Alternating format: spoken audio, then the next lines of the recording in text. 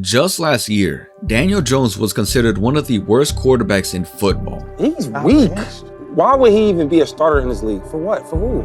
He should be a backup. He wasn't good enough for the New York Giants. He was a bust, a waste of money, a joke of a player. I can't watch him attempt to play quarterback. It's impossible to watch. There's nobody out here that believes that Daniel Jones is a worthy starter for your franchise. But fast forward to this year, he's playing the best football of his life. Now with the Colts, he's leading one of the league's most explosive and dominant offenses in recent NFL history. And even crazier, he's playing at an MVP caliber level. Indiana Jones is in the MVP discussion, don't you? Danny Dimes is so f***ing good. Danny Dimes right now on pace to win an MVP. One quarterback that has played consistently better than everybody else up to this point in the season, I would choose Daniel Jones right now. And diving in the end zone. Touchdown. What Daniel Jones is doing right now is a miracle that no one could have expected. So how exactly did Daniel Jones completely revive his career and become one of the NFL's best quarterbacks in a span of a year? Well, to figure that out, we have to turn the page back to the first chapter of Daniel Jones' NFL career and find out where everything went wrong in New York. Coming out of Duke University, Daniel Jones was drafted by the Giants with the 6th overall pick in the 2019 NFL Draft, with the hopes that he would be their next franchise quarterback.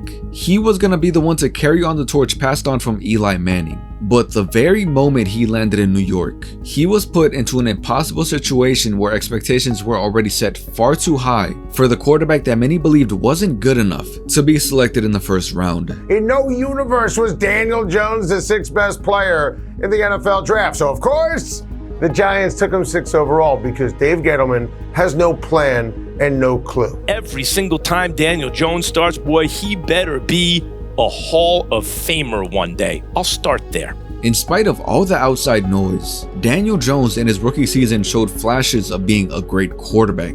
I mean, having 3 games with over 4 passing touchdowns would be incredible for any quarterback, let alone a rookie. He ended his first year with 24 passing touchdowns and over 3,000 passing yards in the 12 games he started. However, this season wasn't without its flaws, because he also had 12 interceptions and 11 fumbles lost. But regardless of the turnovers, the potential was there. All Daniel Jones had to do was make smarter choices and take better care of the ball. And with adequate coaching, that should have been a simple issue to tackle. But this is where the problems began, because Daniel Jones didn't have that luxury. After his rookie season, head coach Pat Shurmur was fired. A few days later, the Giants brought in Joe Judge as their new head coach. A move that is widely regarded as one of the worst coaching hires in NFL history. Under Joe Judge, Daniel Jones regressed significantly, throwing almost as many interceptions as he did touchdowns in the 2 years following his rookie season. And it's intercepted. But even worse than the coaching carousel Jones had to go through was the Giants' O-line. It felt like almost every snap Jones was running and fighting for his life, because the O-line consistently crumbled, allowing him to get pressured almost every time he dropped back. Due to the constant beatings, Daniel Jones sustained multiple injuries, including a severe neck injury that ended the season short in 2021. However, despite all the chaos, in the 2022 season, the Giants hired a promising head coach and former Bills defensive coordinator Brian Daboll, and in just his first year, the team found a spark. Daniel Jones had his most efficient season up to that point in his career, but it was running back Saquon Barkley that stepped up tremendously and carried the Giants to a 9-7 record and led them towards winning a playoff game for the first time in over a decade.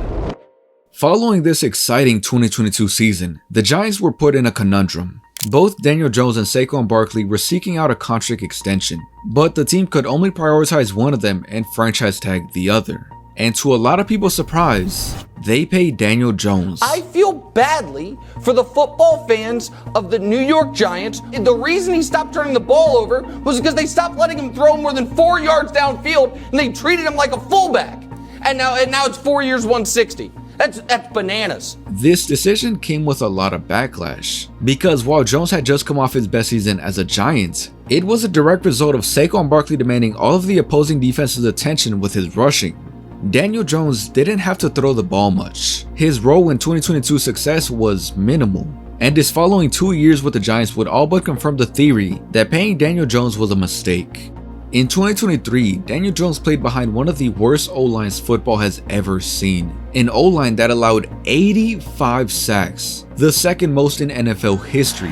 And another sack, and just no chance for Daniel Jones. In the 6 games he played, he sustained a neck injury and tore his ACL. Honestly, who can succeed in a place like this, with an O-line that gives you no time to throw, with fans that call for your head for not overcoming this team's glaring flaws, and with the media criticizing you day after day? Daniel Jones cannot win you ball games unless Saquon Barkley plays and plays well. Yet you gave him the money. Molly, y'all call him Danny Dimes. I call him Danny Crimes because he's stealing money. In the 2024 season, Daniel Jones threw for just over 2,000 yards, 8 touchdowns, and 7 interceptions in 10 games before being benched in favor of undrafted quarterback Tommy DeVito, effectively ending Daniel Jones' time in New York. Yeah, I've like I said, created a lot of great relationships here with the guys here, and definitely appreciate the support. But it's about the team and what's best for the team, and I know the guys will be ready to go. I know Tommy will be ready to go this week. This was the lowest moment of Daniel Jones' career. His confidence was shattered and the future was looking bleak. However, just a couple of days after his release from the Giants, he found a golden opportunity in Minnesota. Daniel Jones was signed by the Vikings as a practice squad player, but this move was worth more than any other contract because he had joined a team in an environment that was strictly high-level football. And with quarterback whisperer and Vikings head coach Kevin O'Connell as a resource, Daniel Jones took advantage of his time there to put his pride to the side, put his head down, and just learn. Being able to go to Minnesota, kind of watch those guys, learn from Kevin, watch Sam play, see how they did things, and taking some scout team reps and just kind of being there for that, I think was really valuable for me. Ultimately, he received no playing time with the Vikings, but the knowledge and habits he had learned was far more valuable than any garbage time snap. In the 2025 offseason, however, he got a real second chance at this NFL thing. The Indianapolis Colts have signed their quarterback, not only of next year, but of the future. Danny Dimes, Indiana Jones, has signed with the Indianapolis Colts on a 1-year, $14 million. With the Indianapolis Colts, Daniel Jones was brought in to compete with 2023 4th overall pick Anthony Richardson in training camp. However, as the 2025 regular season inched closer and closer, Daniel Jones separated himself more and more, proving to be significantly more adept at leading this Colts offense. An offense that was a Ferrari just waiting for its driver. I mean, with weapons like Jonathan Taylor, Michael Pittman Jr., Josh Downs, Alec Pierce, and Tyler Warren, and with an elite O-line protecting him, well, let's just say coming from New York, this was a dream come true for Daniel Jones. And when he was named a starter for the 2025 season, he knew that this was his chance to prove everyone wrong. And despite the doubters and the haters, and despite what had happened in the past, he did just that.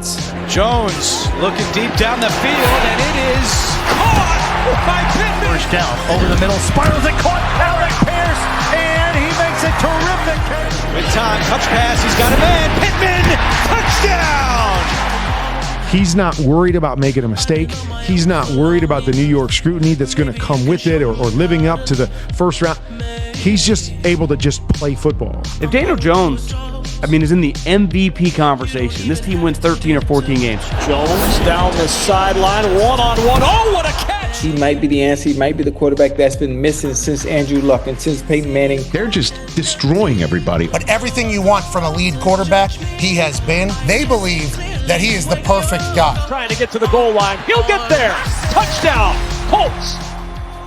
Through 7 weeks, Daniel Jones had the Colts at a 6-1 record and as the #1 seed in the entire NFL. They have the best offense in football right now, averaging over 33 points per game. They're tearing up teams week after week and solidifying themselves as one of the best teams in all of football. Super Bowl aspirations are not out of reach for this team, not as long as Daniel Jones, or should I say Indiana Jones, continues playing at that MVP caliber level. The truth is, Daniel Jones should be the MVP leader, but he is a victim of his New York reputation. I don't think anyone would have expected this outcome, given all the hardships Daniel Jones endured and the toxic environment he was in just a year ago. The truth is, Daniel Jones was never a good fit for New York. All those devoted and passionate fans expecting greatness, and for him to carry the torch passed on from Eli Manning even with the team actively trying to sabotage him, it just wasn't the right place for Daniel Jones. That's way too much pressure for any player. But now in Indianapolis, he's found a new home, with a team that believes and supports him, and a fan base that accepts Jones for who he is. The Colts aren't expecting him to save their franchise. They just want a guy that can make the right decisions and the right throws at the right time. And for that reason, Daniel Jones is having a resurgence. He's rejuvenated, his confidence is back, he has his head in the game, and he's dead set on doing everything possible to rewrite his story. When I watched the tape, when I went back and looked at it, I think he's been a great player this whole time.